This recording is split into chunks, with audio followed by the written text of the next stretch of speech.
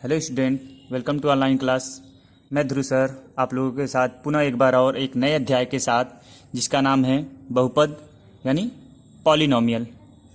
इस अध्याय में हम एक चर वाले बहुपद या द्विचर वाले बहुपद के एक चर वाले बहुपद के बारे में जानेंगे और इसके घात के बारे में जानेंगे, तथा साथ साथ रैखिक बहुपद क्या होता है, द्विघात बहुपद, त्रिघात बहुपद और उनके मूलों के बारे में जानेंगे, यानी उनके शून्यांक के बारे में जानेंगे कि शून्यांक का योग क्या होता है, शून्यांक का गुणनफल क्या होता है।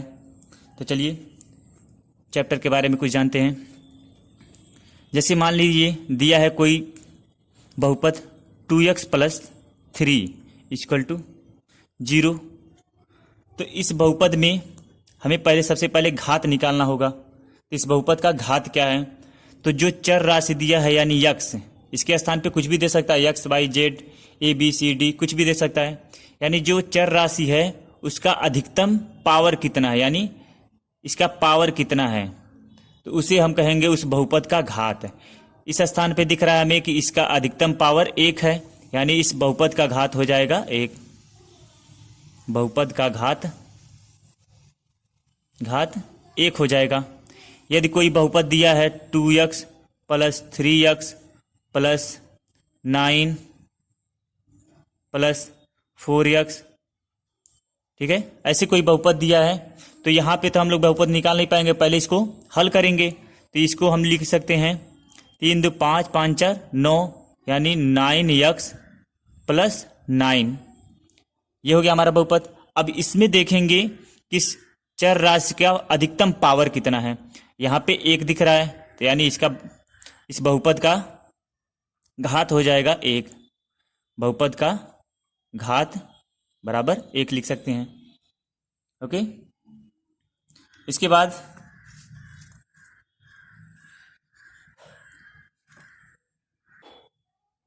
अगर कोई बहुपद दिया है ऐसे 2y square plus 9y plus 8 equal to 0, तो इस बहुपद का अधिकतम पावर देखेंगे कितना है। जैसे इसमें y में दिया है समीकरण, तो y का अधिकतम पावर कितना है, यहाँ पे 2 है, यहाँ पे 1 है, तो इस बहुपद का अधिकतम पावर कितना है 2। तो इस बहुपद का घात हो जाएगा 2, यानी लिखेंगे बहुपद का घात को हम लोग कहते हैं डिग्री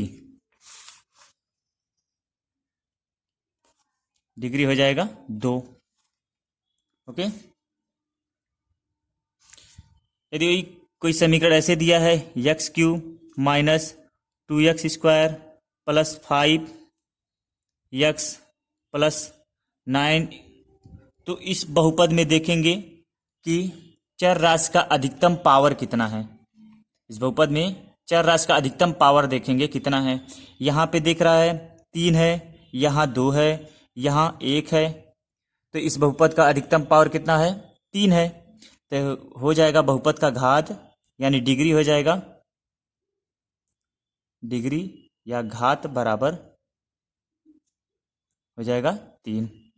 ऐसे कुछ भी दे सकता है, कोई भी बहुपद है।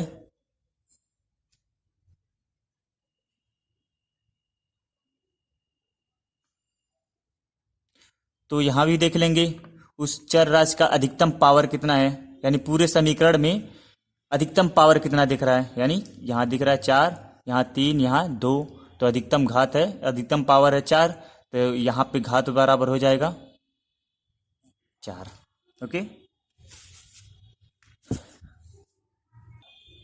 इसके बाद आगे जानते हैं बहुपद कई प्रकार के होते हैं। जैसे रैखीय बहुपद,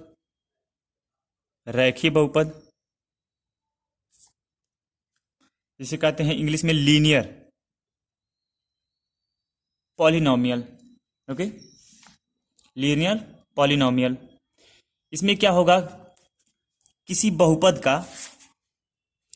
का अधिकतम घात या पावर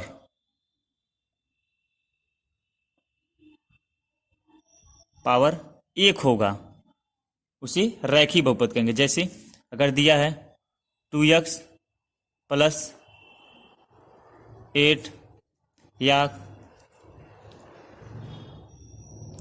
3x-2 या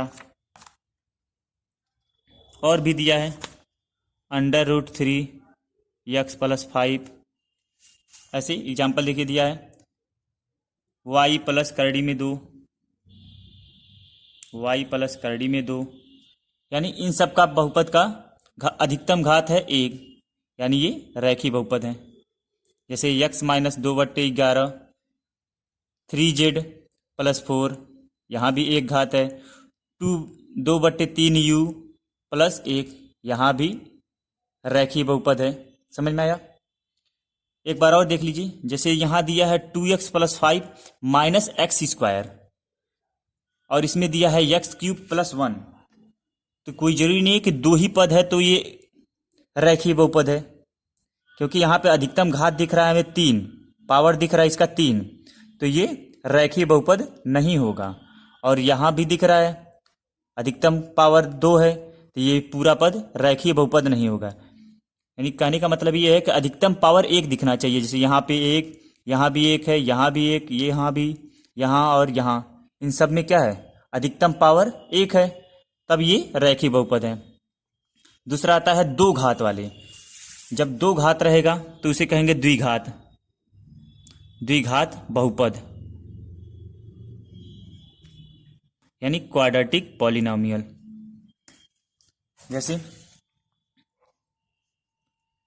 जैसे दिया है कोई एग्जांपल, 2x² + 3x - 2/3, ऐसे कुछ दिया है। तो यहाँ पे देखेंगे इसका अधिकतम पावर कितना है। या अदर कोई एग्जांपल दिया है y² - 2 या 2 - x²। ध्यान दीजिएगा यहाँ भी घात 2 है, यहाँ भी घात अधिकतम 2 है। और भी दिया है √3x² - 2x + 5 या √5v² + 2v, या ऐसे कुछ भी 4z² + 1/7। तो इन सब में देखेंगे कि अधिकतम घात कितना है। देखिए यहाँ भी 2 है, यहाँ भी 2, यहाँ भी 2, तो ऐसे बहुपद को द्विघात बहुपद कहते हैं। जिस पूरे बहुपद का अधिकतम घात 2 हो तो उसे द्विघात बहुपद कहते हैं। इसी तरह अगर पूरे बहुपद का घात 3 है तो उसे त्रिघात बहुपद कहते हैं, यानी ट्राइपॉलिमर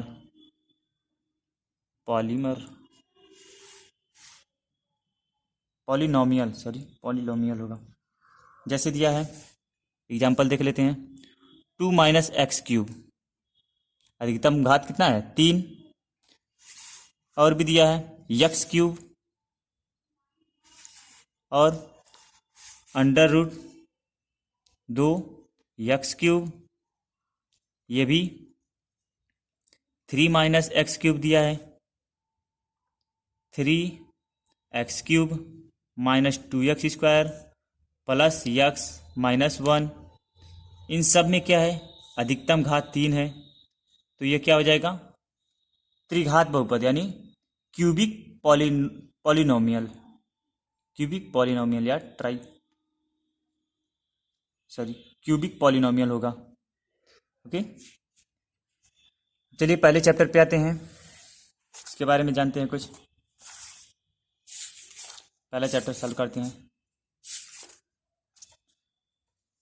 देखिए क्वेश्चन में दिया है 2.1, प्रश्नावली 2.1 दिया है, किसी बहुपद px के लिए, ध्यान दीजिएगा, किसी बहुपद px के लिए y = px का ग्राफ नीचे दिए गए आकृति 2.10 में दिया है।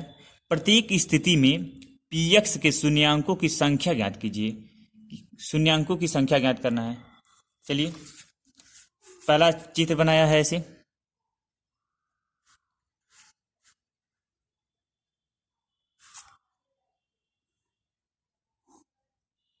इसे कहते हैं यक्स अक्ष, और ये हमारा है वाई अक्ष,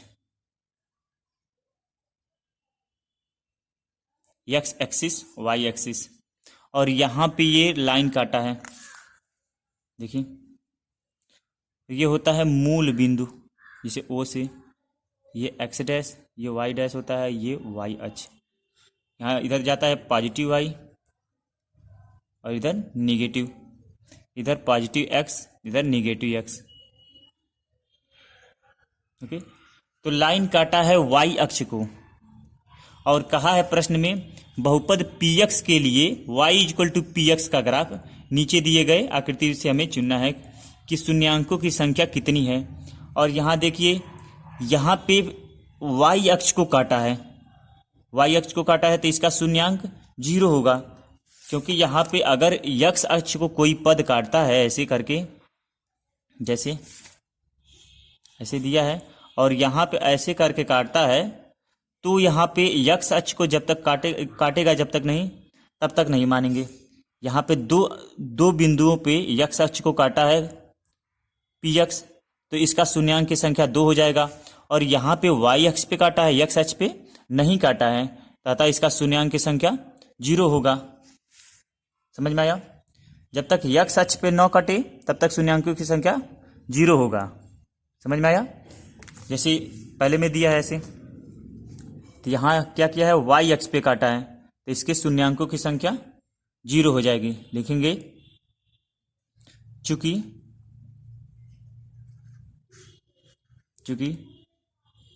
ग्राफ में या दी हुई आकृति में दी गई आकृति में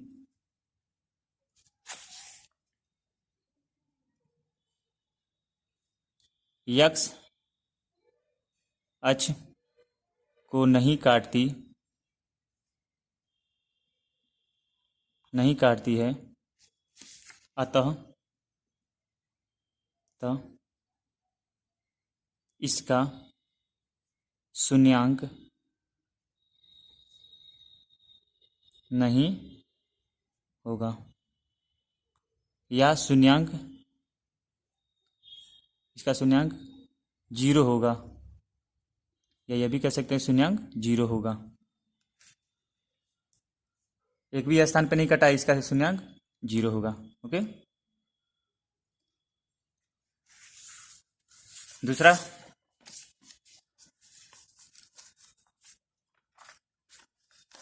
दिया है,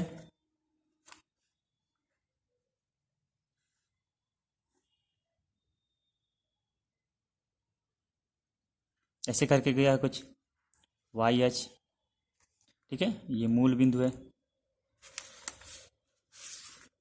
ये वाई डैश, ये एक्स डैश।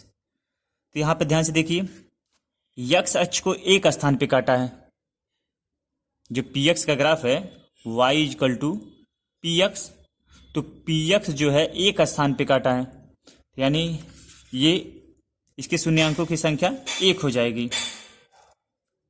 लिखेंगे चूंकि ग्राफ यक्स अक्ष को केवल एक बिंदु पर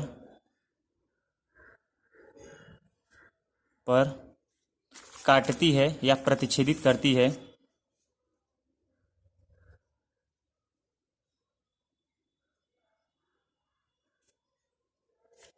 अतः शून्यांकों की संख्या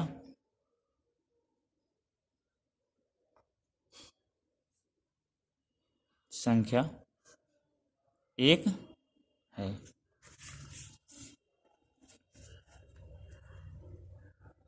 ओके, अगला चित्र देखिए, बहुत ही आसान चैप्टर है ये, केवल शून्यांकों की संख्या बताना है हमें।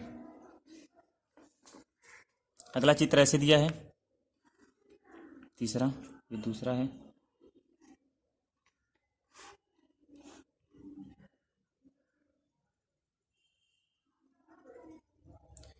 इसमें एक्स अक्ष को कितने स्थानों पे काटा है, यह एक्स अक्ष है, वाई अक्ष, यहाँ 1 2 और 3। केवल हमें एक्स अक्ष पे कटान के बिंदुओं को देखना है, तो यहाँ पे एक्स अक्ष को 3 स्थानों पे काटा है, तो ऐसे लिख देंगे। चूंकि ग्राफ एक्स अक्ष को केवल 3 बिंदु पर काटती है, अतः शून्यांकों की संख्या 3 होगी। ओके, शून्यांकों की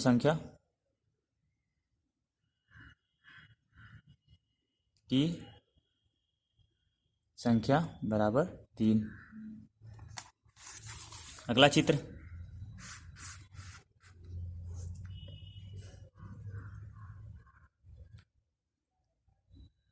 ऐसे दिया है एक्स अक्ष वाई अक्ष।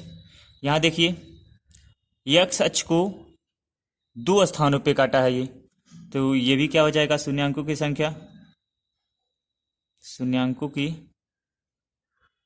संख्या बराबर 2।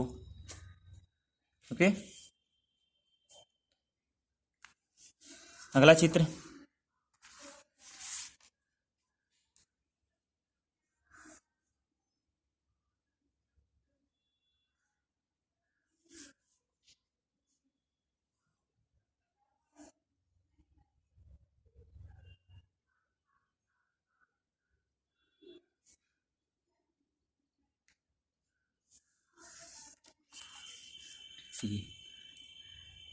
पांचवा चित्र है ये, ध्यान दीजिएगा। इसमें एक एक्स एच को कितने स्थान पे काट रहा है ये चित्र, 1 2 3 और ये 4 लिख देंगे। चूंकि ग्राफ एक्स एच को 4 बिंदु पर काटती है या प्रतिच्छेदित करती है, अतः इसके शून्यांकों की